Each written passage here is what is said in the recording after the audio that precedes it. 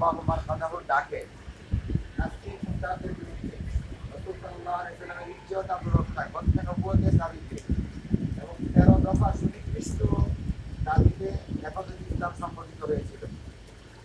এই হেফাজতে ইসলাম হঠাৎ করে স্বল্প সময়ে দক্ষিণ এশিয়ার সর্ববৃহৎ সংগঠনে রূপান্তরিত হয়েছিল যখন 5 মে একজন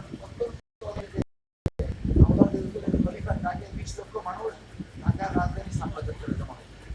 সেই সময় যে কমিটি হয়েছে সেই হেফাজতের সংগঠিত করতে এর সাথে আমাদের রক্তের ইতিহাস জড়িত। বহু হাফেজ বহু আলেম এই শাপলা চত্বরে শহীদ হয়েছেন, অঙ্গহানি হয়েছে, গুলিবিদ্ধ হয়েছেন। এরপর আমাদের অনেক পানি অনেক জায়গায় জড়িয়ে গেছে। আমরা অনেক তামাশা দেখেছি, অনেক কর্মসূচি দিয়ে আমরা পালন করতে পারি না। কর্মসূচি পালন করতে গিয়ে ভাবেগ্রস্ত হয়ে আবারও ভাই না আপনার ক্ষতিগ্রস্ত হয়। আমার সুবিধা দুনিয়া থেকে চলে গেলেন,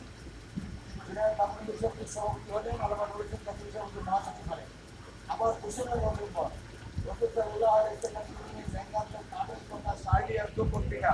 ফ্রান্সের এর বিরুদ্ধে যে আন্দোলন হয়েছিল, আবার সেরকম 12 লক্ষ বা 10 লক্ষ মানুষ পত্রিকার ভাষায় ঢাকায় জমায়েত হয়েছিল পুনর্জাগরণ।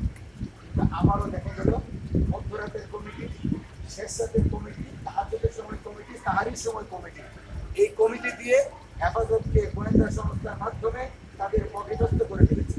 এই তো ইতিহাস।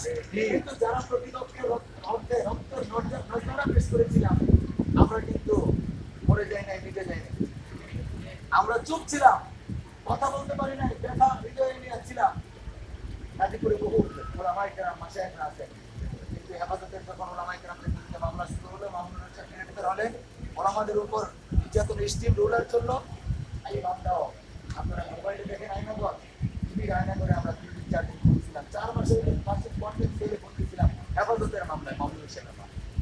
এই জেলার মাঝে এই সড়ক আমারই হাতে লাগে, এটা গর্ববোধ বলতে পারি। এটা আমার জন্য বহুত বড় সাআদা যে আমি হেফাজতের মামলায় এই জেলা থেকে সম্ভব হচ্ছে আমার দ্বারা।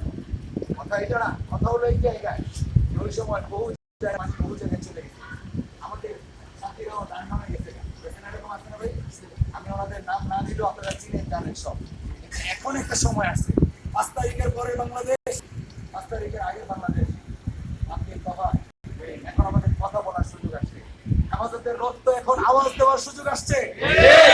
সারা দেশে এর ধারাবাহিকতায় আমরাও যেখানে কমিটি ছিল, আমরা তখন 5 মে হেফাজতের নেতাকারের পরে 6 জুলাই গাজীপুর সিটি কর্পোরেশনের নির্বাচন হলো। এর আগে সিটি ছিল না। আমাদের 5টা উপজেলা গাজীপুর, টঙ্গী, কালীগঞ্জ, কাপাসিয়া, শ্রীপুর, কালিয়াকৈর কমিটি ছিল। এই কমিটিগুলি ছিল তৎকালীন হেফাজতের কমিটি, আউটসোর্স হিসেবে অনুমোদন করা কমিটি। ওইটাই আমাদের বড় বড় আছে। আমাদের গাজীপুর সরকারি